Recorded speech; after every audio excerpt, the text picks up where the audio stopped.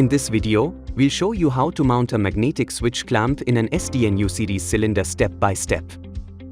This is the SDNU series cylinder. And this is the magnetic switch clamp, made specifically for SDNU series cylinders.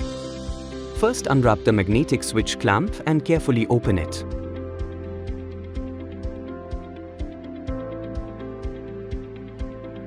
Start by inserting the screw 3 to 4 turns into the nut at the end of the band.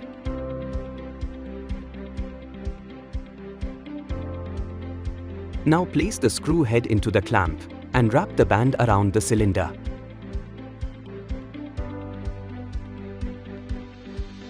Position the band so the pin aligns with the closest hole. Mark the hole with a marker.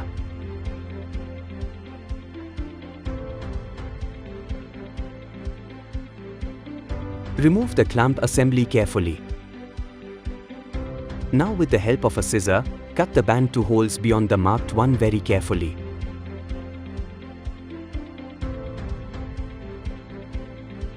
Insert the cut end into the flat slot opposite the clamp slot.